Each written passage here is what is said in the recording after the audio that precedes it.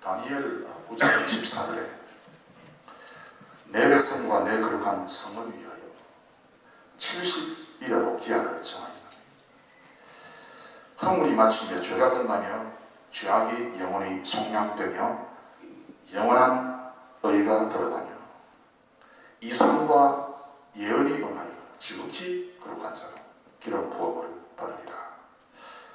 예레미야 23장 5절 말씀에 보라 때가 이르리니 내가 다윗에게 한 어려운 가지를 일으킬 것이라. 그가 왕이 될 것이라. 이 선지자들이 집중적으로 예수님이 오시는 것에 대한 예언의 말씀을 하셨고, 이 예언이 70일가 지난 후에 이루어지게 되는데 바로 이분이 예수 그리스도이죠. 왜 예수님께서 와야만 되는가? 하나님께서 그냥 보내면 되지 뭐 때문에 예수님을 보내가 이렇게 복잡하게 만드는 것인가? 그냥 하나님을 믿으면 되는 것인데 뭐 삼위일체 예수님도 하나님이다 이래가지고 이 세상을 복잡하게 만드는 이유가 무엇인가? 그냥 간단하게 하나님만 믿으면 되지 또 뭐 성령도 하나님이고 예수님도 하나님이고 어떻게 될 것인가? 일반 사람으로 하여금 왜 이렇게 헷갈리게 만드는 것인가? 복음을 전가할 때 간단하게 하면 쉽게 전달될 텐데 무엇 때문에 기독교에서는 이렇게 삼위일체라고 하는 이 복잡한 교리를 만들고 처음에 믿는 사람들로 하여금 이해하지도 못하고 당황하게 만드는 것입니다. 간단합니다. 하나님의 그 영에 의해서 성령 하나님의 인도함에 의해서 영의 눈을 뜨고 보지 못하는 사람은 아예 하나님 앞에서 천국에 오도록 그 길을 막아뒀다. 하나님께서 어떤 사람을 택하고 어떤 사람을 유기했는가? 바로 이와 같은 아주 놀라운 하나님의 말씀 가운데서 이 말씀이 이상하게 받아들여지고 이해가 되고 감사가 되고 이 말씀 가운데서 내가 찬양이 일어나면요 그것은 택한 백성이요 말씀을 들어도 계속해서 헷갈리고 이게 말씀이 정리가 안 되면 그것은 유기된 백성이다 하는 사실입니다. 왜 이렇게 예수님께서 오셔야만 되는가? 왜냐하면 하나님과 더불어서 연결되는 방법은 예수님 외에 다른 방법이 없다는 사실입니다. 말씀이 육신이 되어 우리 가운데 거하시네 은혜와 진리가 충만하더라.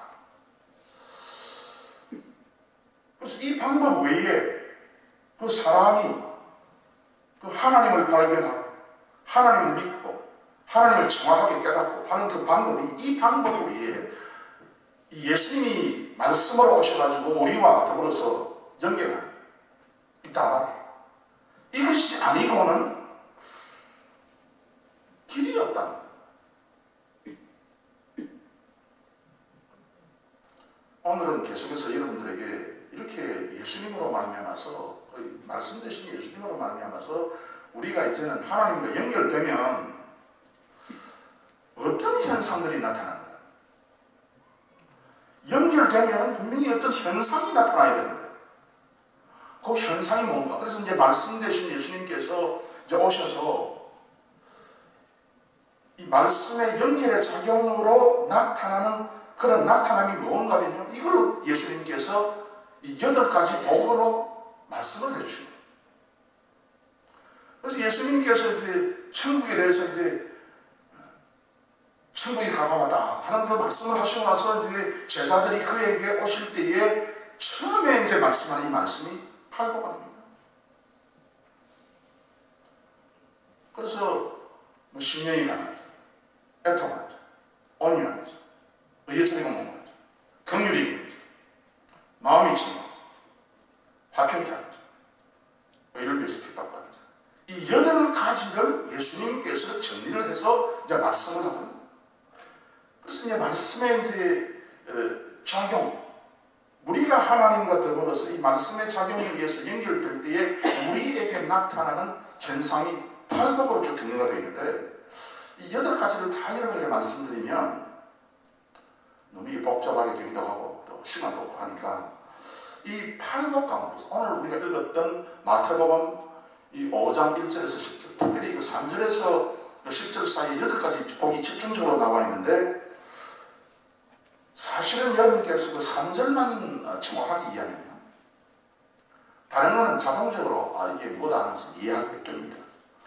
그래서 오늘 저는 여러분들에게 이 3절에 있는 말씀을 중심해서 이 말씀의 작용으로 말미암아서 하나님의 선택의 백성에게 나타나는 현상과 그 말씀의 작용이 뭔가 하는 것에 대해서 말씀을 드리도록 하겠습니다. 첫 번째, 3절 보시면 심령이 가난한 자는 복이 나니 천국이 있죠. 첫 번째 제가 여러분에게 드릴 말씀이 심령이에요. 심은 마음이고요, 영은 영이고, 또 심령, 마음의 영, 참 좋은 번역입니다. 그래서 이제 본래 말하던 성경 이거 루아흐인데요, 분유마죠. 즉 말씀이 우리에게 임할 때 우리의 어떤 부분에 집중적으로 임하나. 말씀이 우리에게, 예수님께서 우리에게 다가올 때에, 즉 우리가 예수님을 만날 때에 이 예수님은 우리에게 무엇에 집중적으로 다가옵니다. 즉 심령이라고 했어요. 말씀이 우리에게 들릴 때, 우리가 예수님을 만날 때 여러 가지 방법으로 이 예수님의 말씀을 듣고 이 예수님을 만날 수 있습니다. 그런데 이 말씀이 그 육적으로만 들리는 사람이 있어요.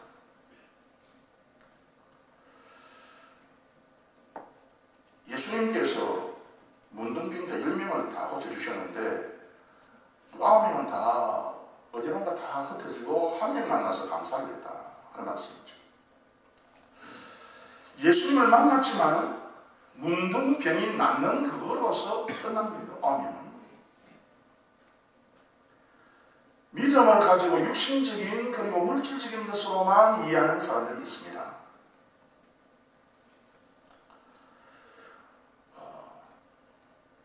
롯이 그렇습니다.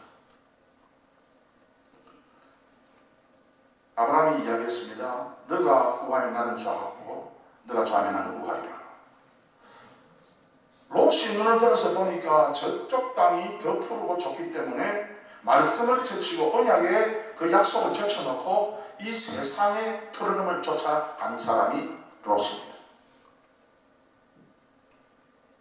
말씀을 만날 때, 말씀이 주어졌을 때에 그저 육신적인 것을 가지고만 그 유익을 벌려고 하는 사람들이 있다는 것입니다. 아간입니다. 이스라엘 백성들이 여리고를 정복하고 나서 모든 것을 하나님께서 불사하라 이야기했습니다. 즉 철저하게 그 이방의 사상과는 우리가 관계가 없으니까 철저하게 정리를 하라. 넌 명령이 하나님으로부터 주어졌지만 이 아간은요, 자기의 눈에, 자기의 육신의 눈에 좋은 것을 취했습니다. 신할산, 그 당시에 최고가 보시죠. 신할산 매트도 취했고, 금도 은도 취했습니다. 그뿐만 아니라 예수님을 3년 동안 따라다녔음에도 불구하고 아직도 이 하나님의 말씀이 어디에 작용한가, 이 영에 작용한다 하는 것을 망각하고 끝까지 육신적인 것으로만 생각한 제자들도 있습니다. 물론 뒤에는 다 이제 정리가 되겠죠. 뒤에는 다 참 복음의 그 핵심과 복음의 그 원리를 정확히 깨달았습니다만 빌립이 가로되 주여 아버지를 우리에게 보여주옵소서. 그리하면 족하겠나이다. 우리 육신적인 눈에 아버지를 보여주시면 그것이 나의 신앙의 의문을 완전히 해결하는데 가장 중요한 핵심이 되겠습니다. 그러므로 하나님을 좀 보여주십시오. 우리 육신. 도마가 그렇습니다. 손가락을 그 못자국에 넣으며 내 손을 그 옆구리에 넣어보지 않고는 믿지 아니하겠노라.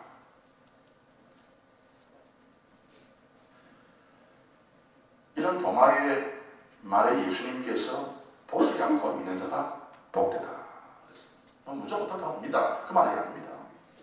예수님께서 우리에게 무조건 덮어놓고 믿으면 된다. 그 말이 아니고 믿음에 있어서 이 말씀과 더불어서 우리가 만날 때에, 예수님과 만날 때에 우리가 절대로 육신적인 눈에서만 보면 실패하게 된다는 뜻입니다. 육신적인 눈에서만 보면 이 예수님을 만나게 되면 이건 아니다. 고라신과 베세다가 너희에게 저주가 있다. 그랬어요. 예수님이 와서 기적을 행하고 병을 고치니까 신기하다. 하나님의 능력이 임했다. 뭐 난리가 났죠. 그럼에도 불구하고 베세다 사람과 고라신 사람이 회개치 않으니까 예수님께서 저주한 말씀이 있습니다.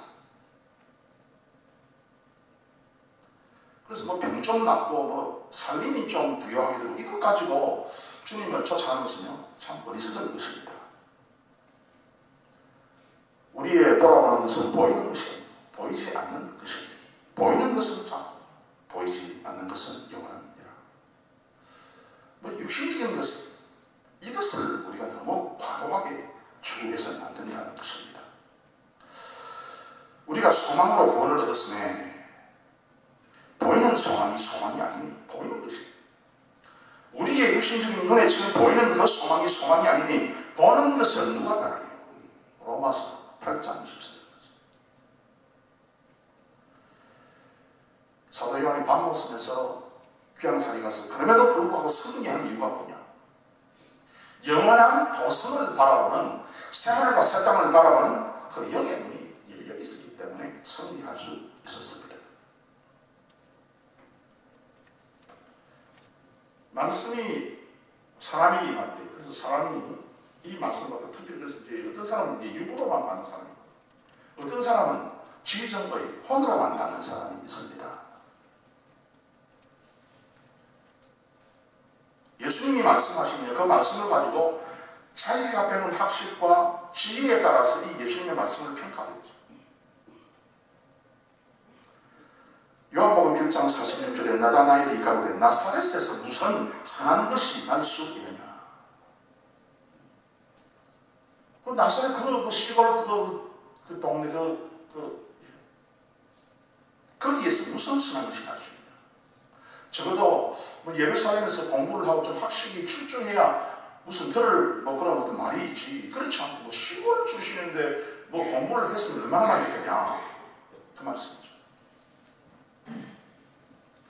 그래서 나다나엘은 자기가 참 예루살렘에서 아주 좋은 그런 어떤 공부를 한 그런 어떤 그 학식과 그 지혜의 그 높은 수준이 있기 때문에 예수님의 그 말은요 자기 그 수준에 비춰볼 때 아무것도 아니다. 베스도가 그렇습니다. 사도행전 26장 바울이 이같이 변명하네. 변명이 아니고 복음을 전가하네. 어떻게 사도 바울이 복음을 전가하는가 하면 예수님께서 고난을 받고 우리의 죄를 대신하시고 죽었는데 죽은 자 가운데서 3일 만에 다시 살아났다. 그 이야기를 사도 바울이 베스도에게 이야기합니다. 베스도가 로마의 그 정치가가 아주 대단한 그 권세가 있는 그 왕처럼 대단한 이 베스도가 그 말을 듣고 바울이 이같이 전도하며 베스도가 크게 소리하여 바울아 내가 미쳤다. 너의 많은 학문이 너를 미치게 한다 하니 그랬어요.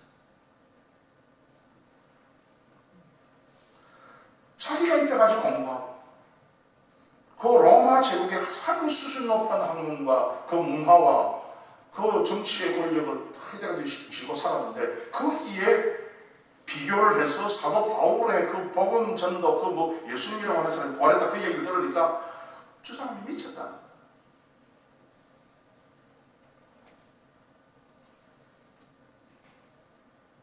말씀이신 예수님께서 육신을 입고 우리 가운데 오셔서 처음에 우리에게 정확하게 하는 이야기가 뭔가 하면 심령이 가난하다. 심령이 가난하다. 육신적으로 물질적으로 잘 살고 못 살고 그거는 지금 문제가 전혀 되지 않는다. 잘 살면 못하고 못 살면 못하냐, 건강하면 뭐하고 빈들면 뭐하냐, 그것은 전혀 처음에 따질 만한 그런 중요한 이슈가 되지 못한다 하는 거죠. 심령이다. 말씀이 심령에 작용해야 된다. 영에 작용해야 된다. 말씀이 영에 작용하면 영이 루아흐 아닙니까? 영이. 즉 영이 뭐 루아흐가 뭔가 하면 이 윈드다, 브레드다. 그래서 이제 바람이다, 숨이다 이렇게 되죠. 말씀이 우리의 육도, 우리의 지정이 혼도 아닌 우리의 영에 작용할 때에 비로소 무엇이 일어나는가 하면 바람이 일어나는 거죠. 영의 바람이죠. 그래서 루아흐 바람이라고 했어요. 영의 바람이 일어나고, 즉 영의 바람이 일어난다는 것은 영의 호흡이 이제 시작된다는 겁니다. 여러분, 영의 호흡이 시작된 그 존재가 더불어서 하나님과 더불어서 관계가 생기고 연결이 생기고, 하나님과 더불어서 연결이 생길 때에 비로소 나타난 것이 영생의 갈망입니다. 영생의 갈망이 시작되는 것이죠. 예수님을 만날 때에 그냥 뭐 병고침을 받았다, 또 어떤 뭐 깨우침을 받았다 하는 것도 중요하고 좋은 것이지만, 진짜 예수님과 더불어서 만나게 되었을 때 이 만남에서부터 일어나는 것이 영적인 바람이고, 그래서 사람이 이제 숨을 쉬게 되는 것이거든요. 사람이 영적으로 숨을 쉬게 되면, 이제는 이때까지는 아무것도 그 의식이 없었다. 이 세상에서 성공하고 먹고 살기 바빴다.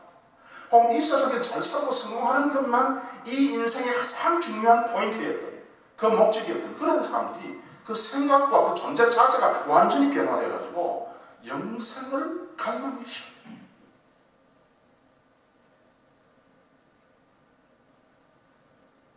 영생의 갈망이다. 그래서 예수님께서 말씀이요, 물론 우리의 이 세 부분, 우리의 육과 혼과 영 세 부분의 말씀이 다 이게 작용하지만, 특별히 그래서 영을 불러일으키는 것입니다. 그런데 이 말씀이 영에 작용되지 않으면요, 어떻게 되는 거냐면, 우리가 뭐 성경 가운데서 계속해서 살펴본 대로 사울 왕처럼 됩니다. 영에 작용하지 않고 다른 것에 작용하게 되면 나중에 문제가 생기는 것이죠. 그래서 영분별이 안 됩니다. 성령의 소리를 듣습니다. 악신의 소리를 듣습니다. 이게 뭐 다 비슷하게 들리게 되는 것이죠.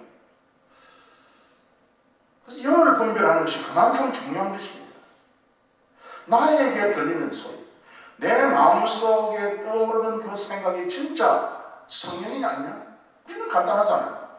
우리는 너무 쉽습니다. 영분별이 너무 착착 정확하게 됩니다. 왜? 우리는 우리의 생각으로, 우리의 마음에 떠오르는 어떤 착상으로, 생각으로, 아이디어로 우리가 구분하는 것이 아니라 말씀으로 우리가 다 분별하기 때문에 우리는 너무 간단합니다. 헷갈리는 사람, 영에 이게 분명한 이 부딪힘이 없는 그런 사람이에요. 영분별이 참 안 되죠. 그래서 아무렇게나 막 돌아다닙니다. 아무거나 막 주워 먹습니다. 그러다 보면은 나중에 이단하고 빨리 가게 있어요. 이 영분별이 안 되면 믿음의 삶이 참 어렵고 힘들게 되죠. 믿는다는 자체가 참 힘듭니다. 그리고 아무리 믿음의 삶을 살아도 열매가 전혀 없습니다. 그래서 오늘 이 자리에 계신 여러분들에게는 하나님의 말씀, 그 예수님이, 말씀 되신 예수님이 우리에게 올 때, 우리와 더불어서 이렇게 만나게 될 때, 다른 부분이 아니라 우리 영이 깨게 되고, 영이 깨게 되면은 거기에 바람이 나타나고 호흡이 나타나고 영적인 꿈틀거림이 시작되고, 그래서 천국을 사모하는 그런 귀한 성도님들이 되시기를 바랍니다. 두 번째,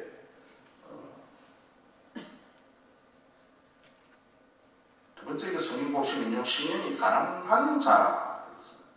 제가 이제 가난에 대해서 여러분에게 이제 말씀을 좀 드려야 됩니다. 두 번째 이제 제가 여러분에게 드릴 말씀은 가난인데,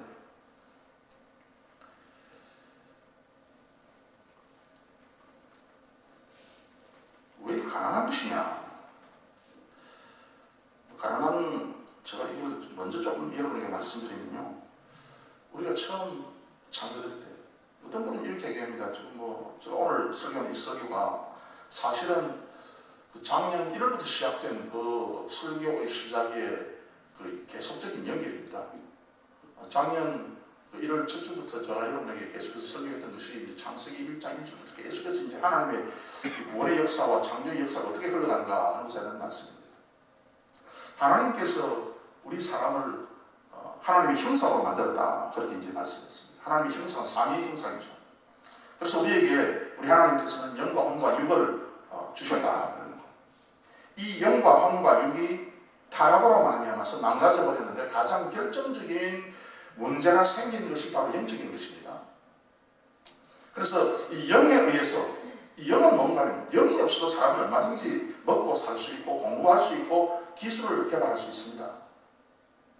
그러나 영이 이제 문제가 생기는 것은 뭔가, 이 영은 그래서 뭔가 하면 무엇과 관계하는가 하면 하나님과 관계하는 그런 부분을 영이라고 하는 것입니다. 저 사람이 영적이다 할 때는 뭐 신비한 것을 보았다, 그게 영적인 것이 아니고요. 뭐 희한한 어떤 그런 재주를 가졌다, 그게 영적이 아니고, 영적이라고 하는 것은 삼위 하나님과 더불어서 관계를 가지는 바로 그것이 영적이거든요. 이 성경이 그것을 영적이라고 했습니다. 그래서 이제 이 하나님과의 관계가 이제 단절되고 영적인 부분이 이제 망가졌죠. 영적인 부분이 망가졌으니까 자동적으로 예수님께서 오늘 그 3절, 오늘 그 본문 3절 말씀을 보면은 심령이 가난한 자다 그래서 심령이 영이 가난하다. 이 가난이라고 하는 말은 무슨 말이냐? 이 가난이라고 하는 말이요, 두 가지가 있습니다. 그래서 두 가지 가난이 있는데 우리는 한 가지밖에 없죠. 가난이, 우리가 생각하는 그 가난, 페네이스라고 하는 그 헬라말인데, 페네이스, 첫 번째 의미의 가난, 우리가 가지고 있는 일반적인 그 의미의 가난, 그 가난은 뭔가 하면 부족하다, 모자란다, 먹고 살 수는 있는데 좀 부족하다, 겨우 입에 풀칠하고 산다, 풍족하지 못하고 그냥 가난하다, 그런 의미에서는 페네이스라고 해요. 이런 가난은 꼭 부유 안 해도 괜찮잖아요. 그래서 우리가 오늘 이 본문 말씀에 페네이스라고 이렇게 생각하는 그런 사람은요, 예수님의 그 분명한 말씀의 뜻을 발견하지 못하게 됩니다. 심령이 가난한 자는 복이 있다. 심령이 가난한 자, 심령이 가난하다고 했을 때에 먹고 살 수는 있는데 겨우 입에 붙여간다, 그런 의미의 가난이 아니다.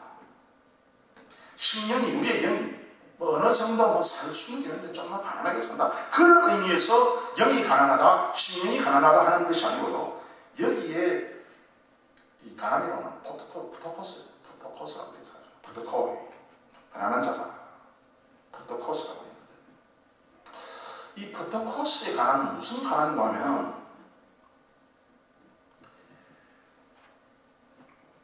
emaciated다 그랬어요. to be emaciated. 이게 무슨 말이냐? 푸토코스라고 하는 말을 찾아보면 이제 쇠약해진다, 그래서 죽는다. 이 양에 대한 이 말인데, 이 메시지가 양이 이 목자가 없기 때문에 홀로 이렇게 저렇게 풀을 찾아다니면서 결국은 나중에 이 양이 실익이 좋지 않지 않습니까? 혼자 스스로는 이렇게 풀밭을 잘 찾을 수가 없어요, 양이. 그래서 양이 목자를 잊어버리고 목자를 잃어버리고 혼자서 다니다가 풀을 뜯어먹지 못해가지고 점점 쇠약해지고 결국 나중에 죽게 되는 것이 바로 부터코스. 이 부터코스라고 하는 단어가 바로 오늘 3절에 있는 심령이 가난한 자, 이 부터코스예요. 영이 그래서 영이 지금 어느 정도 좀 붙어있기는 붙어있는데 그 숨이 좀 붙어있기는 붙어있는데 그런데 하나님과의 관계가 단절되었기 때문에 혼자서 무슨 영적인 음식을 양식을 찾아서 좀 돌아다니긴 하지만 결국 나중에 쇠약해져서 죽고 마는 그런 의미의 절대적 가난. 그 가난이 오늘 바로 이 3절에 있는 심령이 영이 가난하고 가난이에요. 그래서 우리가 생각하는 그 가난을 가지고 여기에 가난이라고 하는 그 말을 대비해서 생각하면은 여러분 이 절대 이 가난에 대한 예수님께서 하신 이런 말씀에 대한 분명한 뜻을 우리가 발견하지 못하게 됩니다.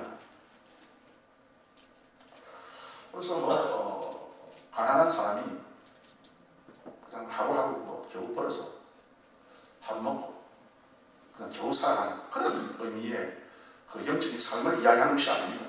그래서 이 가난이라고 할 때는 절대적으로 이건 모자란다. 죽을 수밖에 없다. 그래서 그 영은 반드시 죽게 된다 하는 그것을 이제 말씀합니다. 모세가 광주리에 담겨가지고 나일강에 버려질 때 그 처절한 절여 방도가 없는 그 상태, 절대적인 험함, 절대적인 텅 빈 없음, 이제 그것을 이야기할 때에 바로 그것이 바로 이게 푸타코스다. 이스라엘 백성들이 홍해 바다를 건너가야 됨에도 불구하고 전혀 길이 없는 상태.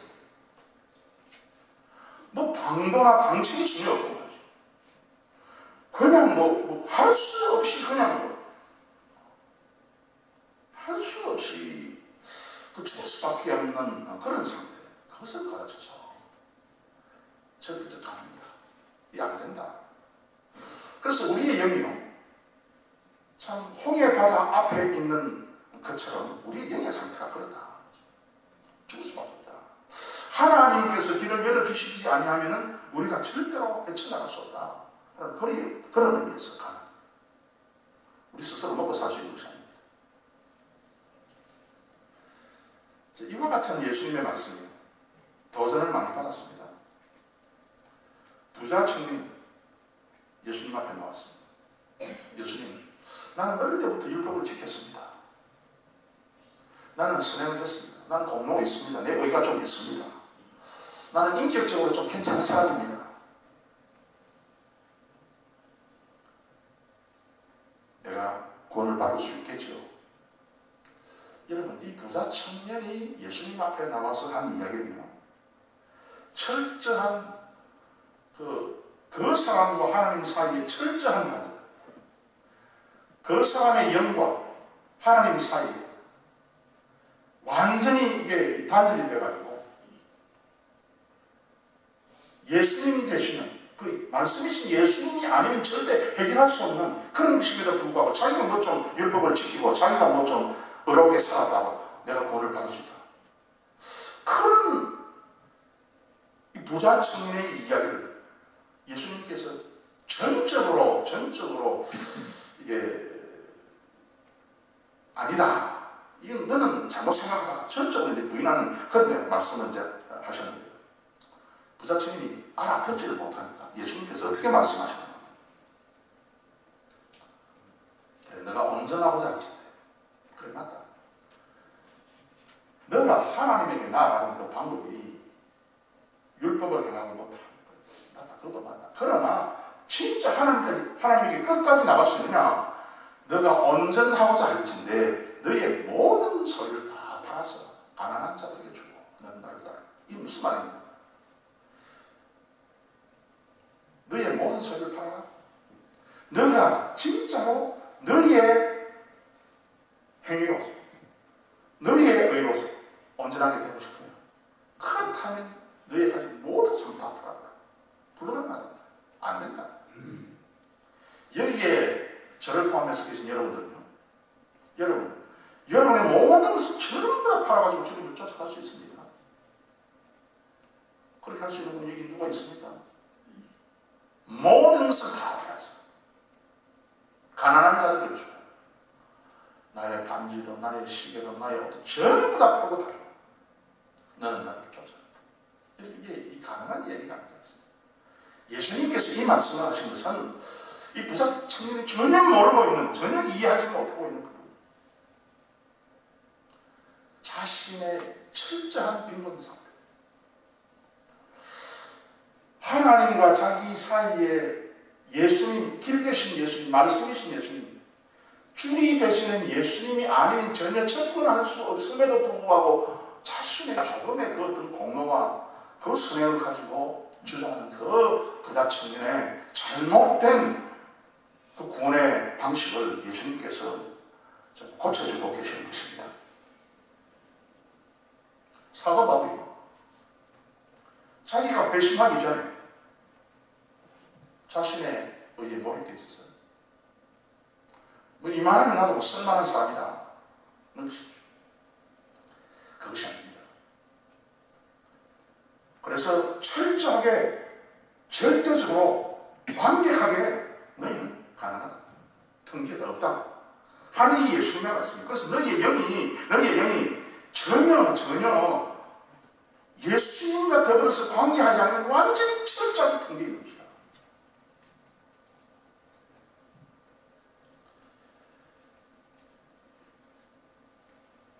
그래서 참 이 예수님의 절대적인 그 구원의 방식, 예수님이 절대적으로 길이 되신다는 그것을 아는 사람은요, 이렇게 고백을 하게 됩니다.